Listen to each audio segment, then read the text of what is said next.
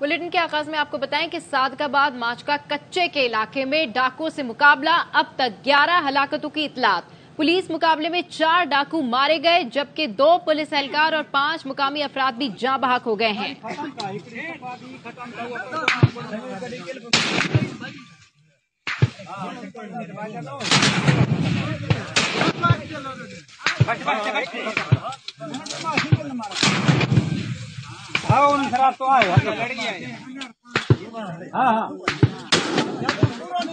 इसी हवाले से मजीद तफसीलात जानते हैं हमारे नुमाइंदे जाहिद हुसैन से। जी जाहिद हुसैन, इस वक्त क्या सूरत हाल है? इस तरह के सादकाबाद कच्चे के इलाके में डाकुओं ने हमला किया है और 5 अफराद को जाँ बहक कर दिया है। 2 पुलिस एहलकार शहीद हो चुके हैं और 2 पुलिस एहलकार जो है वो शदीद जख्मी हैं। और पुलिस तर्जमान के मुताबिक 4 डाकू हलाक हो चुके हैं और दूसरी तरफ डाकुओं ने भी अपनी वीडियो जारी कर दिया है, जिसमें हम देख सकते हैं कि जो डाकू है वो जदीद हथियारों से पुलिस पर फायरिंग कर रहे हैं और पुलिस की जो नफरी है वो अभी भी इलाके में मौजूद है। पुलिस तर्जमान के मुताबिक सुबह को इन डाकुओं के खिलाफ भरपूर कार्रवाई की जाएगी। अच्छा जाहिद, ये बताइएगा अभी फिर पुलिस का क्या बताना है इस ऑपरेशन के हवाले से मजीद?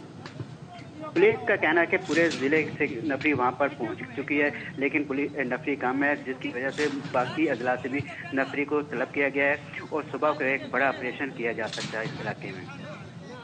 ठीक है, अपडेट करने के लिए शुक्रिया।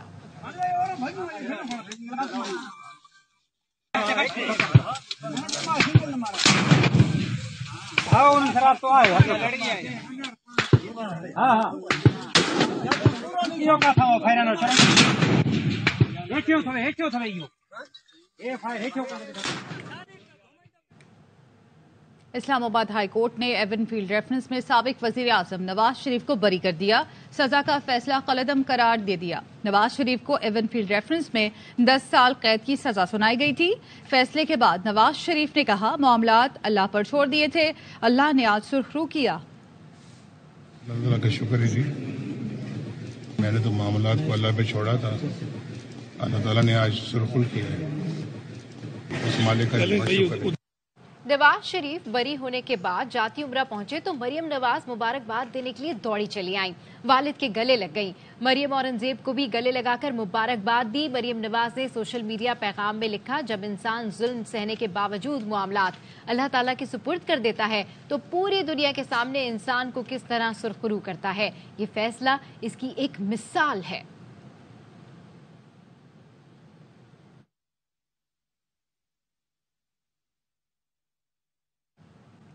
सबरा पीटीआई इंट्रा पार्टी इलेक्शन नहीं लड़ेंगे। बैरिस्टर गौहर अली खान निगरान चेयरमैन के उम्मीदवार नामजद। पार्टी इलेक्शन हफ्ते को होंगे। पीटीआई रहनुमा सेनेटर अली जफर ने बताया, जब तक तोशाखाना केस की सजा के खिलाफ फैसला नहीं आ जाता चेयरमैन पीटीआई इलेक्शन नहीं लड़ेंगे। उन्होंने बैरिस्टर अली गौहर को नामजद किया है। ये -1 या बगावत नहीं, आर्जी बंदोबस्त है। बैरिस्टर गौहर ने जज्बाती अंदाज में कहा, सबरा पीटीआई चेयरमैन थे, हैं और ताहयात रहेंगे। उनकी वापसी तक जानशीन की हैसियत से काम करूंगा। कोई -1 हम करेंगे बिल्कुल नहीं, जब तक तोशाखाना के केस का फैसला नहीं होता। इमरान खान साहब इंट्रा पार्टी इलेक्शन नहीं लड़ रहे। नॉमिनेटेड केयर टेकर चेयरमैन कौन होगा? इमरान खान साहब ने नाम बताया, वो हैं बैरिस्टर गौहर साहब। खान साहब चेयरमैन थे, चेयरमैन है और चेयरमैन रहेंगे, चाहे वो जेल के अंदर है चाहे वो जेल के बाहर है। मैं उस वक्त तक जिम्मेदारियां निभाऊंगा जब तक खान साहब बाइज्जत तौर पे वापस नहीं आते। चेयरमैन पीटीआई का खातून जज धमकी केस में ट्रायल होगा। चेयरमैन पीटीआई की बरियत की दरखास्त खारिज कर दी गई। सिविल जज मुरीद अब्बास ने बरियत की दरखास्त पर महफूज फैसला सुनाया। सेशन अदालत में ट्रायल 20 दिसंबर से शुरू होगा। कराची में 2 मुलजिम 6 साल के बच्चे की लाश अस्पताल छोड़ गए। इब्तदाई तिबी रिपोर्ट में बच्चे से ज्यादती की तस्दीक हुई। अस्पताल के सीसीटीवी कैमरे ने मुलजिमान की रिकॉर्डिंग कर ली। मुलजिम जाते हुए गाड़ी से अस्पताल के गार्ड को भी टक्कर मार गए।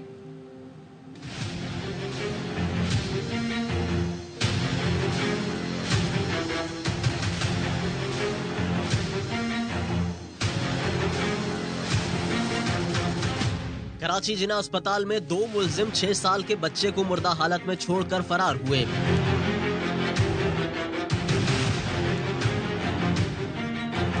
अस्पताल के सीसीटीवी कैमरे में मुलजिमों की तमाम हरकत व सकनात रिकॉर्ड हो गयी। मुलजिमों ने लाश स्ट्रेचर पर इमरजेंसी तक पहुंचाई और अस्पताल से निकल गए। जाते हुए गाड़ी से अस्पताल के गार्ड को भी टक्कर मारी।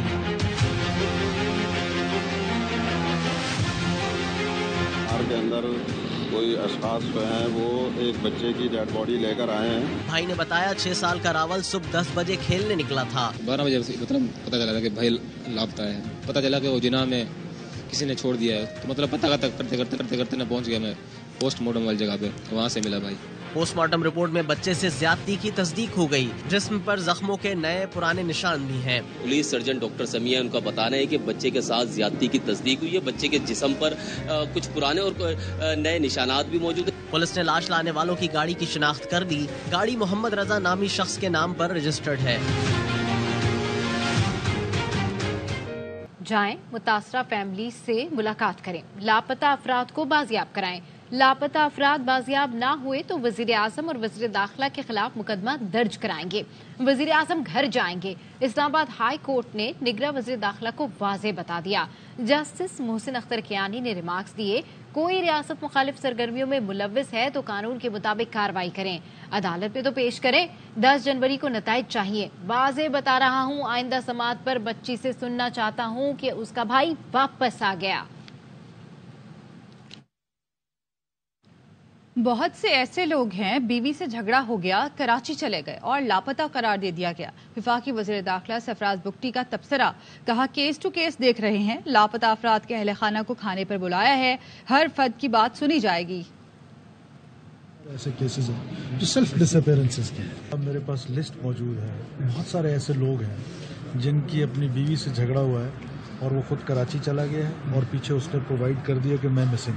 मुझे ऑनरेबल कोर्ट ने हुक्म दिया, मैं इंशाल्लाह कल या परसों उनको खाने पे बुलाऊंगा, मैं उनकी बात सुनूंगा। केस टू केस पता चलेगा कि क्या हो। धरना खत्म करने के लिए मुआहदा हुकूमत ने किया, ड्राफ्ट मैंने लिखा और ना ही मुसव्वदा पड़ा। अगर किसी ने कानून तोड़ा है तो कानूनी कार्रवाई होनी चाहिए।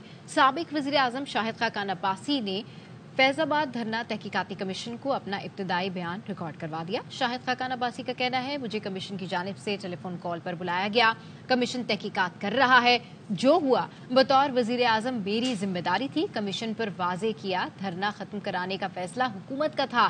धरना तहकीकाती कमीशन ने साबिक वजीर आजम को 4 सफ़ात पर मुश्तमिल सवालनामा भी दिया है। वज़ीर आज़म अनवारुल हक काकर की कुवैत के नायब वज़ीर आज़म और वज़ीर दाखिला शेख तलाल अल खालिद अल अहमद अल सबह से मुलाकात में army chief general Syed Asim Munir भी मौजूद थे। रहनुमाओं ने बाहमी ताल्लुकात इक्तिसादी शराकतदारी में तब्दील करके मजबूत करने के अज़म का इयादा किया। पाकिस्तान और कुवैत के दरमियान अरबों डॉलर के 7 मुआहदों पर दस्तखत किए गए।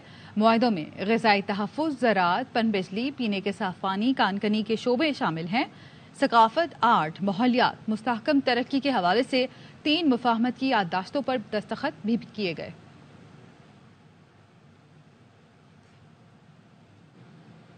निगरां वज़ीर आज़म बिलखुसूस army chief general Syed Asim Munir की वजह से पाकिस्तान में सरमायाकारी आ रही है।